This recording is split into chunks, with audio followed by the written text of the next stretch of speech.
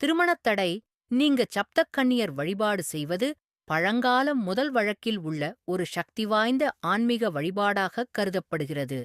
சப்த கன்னியர்கள் யார்? சப்த கன்னியர்கள் என்பவர்கள் பிராமி, மாகேஸ்வரி, கௌமாரி, வைஷ்ணவி, வாராகி, இந்திராணி, சாமுண்டி என்ற 7 சக்தி தேவியர்கள். இவர்கள் அனைவரும் ஒருங்கிணைந்த சக்தியாக இருந்து பெண்களின் வாழ்க்கையில் உள்ள தடைகள், குறிப்பாக திருமணத்தடை, மனக்குழப்பம், குடும்பத் தாமதம் போன்ற பிரச்சனைகளை நீக்குவார்கள் என்று நம்பப்படுகிறது. வழிபாடு செய்ய ஏற்ற நாள் வெள்ளிக்கிழமை. சக்தி தேவியருக்குரிய சிறப்பு நாள், குறிப்பாக வளர்பிறை. வெள்ளி மிகவும் சிறந்தது. மாலை நேரம் 6 மணி முதல் 7:30 மணி வரை. வழிபாடு செய்யலாம். வழிபாட்டிற்குத் தேவையான பொருட்கள் 7 தேங்காய். ஒவ்வொரு தேங்காயின் அடிப்பகுதியை மட்டும் எடுத்துக்கொள்ள வேண்டும். சிகப்பு திரி, சக்தியை குறிக்கும் நிறம். இலுப்பை எண்ணெய், தெய்வீக சக்தியை விரைவாக ஈர்க்கும் எண்ணெய். குங்குமம், சந்தனம். செவ்வந்தி அல்லது செங்காந்தள் பூவெற்றிலை, பாகு. நைவேத்தியத்திற்கு வெல்லம் அல்லது பழம். வழிபாடு செய்யும் முறை: வீட்டில் சுத்தமான இடத்தில் கிழக்கு அல்லது வடக்கு நோக்கி அமரவும்.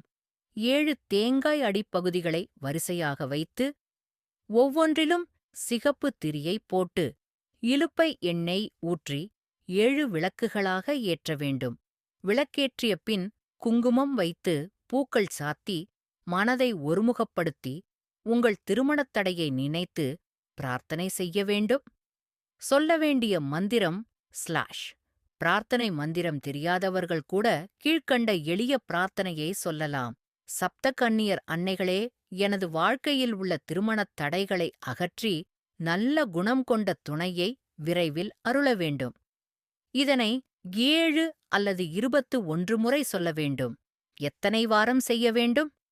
தொடர்ந்து 7 வெள்ளிக்கிழமைகள். வழிபாட்டை இடையில் நிறுத்தக்கூடாது. ஒவ்வொரு வெள்ளியிலும் அதே நேரத்தில் செய்தால் பலன் விரைவாக கிடைக்கும். வழிபாட்டின் பலன்கள்: திருமண தாமதம் நீங்கும், நல்ல வரன் / வது கிடைக்கும், மனக்குழப்பம், பயம், மனச்சோர்வு குறையும், குடும்பத்தில் சுப நிகழ்வுகள் அதிகரிக்கும், பெண்களுக்கு மனதைரியம், நம்பிக்கை வளரும். கவனிக்க வேண்டிய விஷயங்கள்: வழிபாடு செய்யும் நாட்களில் அசைவம் தவிர்க்கவும், மனதில் சந்தேகமில்லாமல் முழு நம்பிக்கையுடன் செய்ய வேண்டும். கோபம், பிறரைப் பற்றிய தீய எண்ணங்களைத் தவிர்க்க வேண்டும்.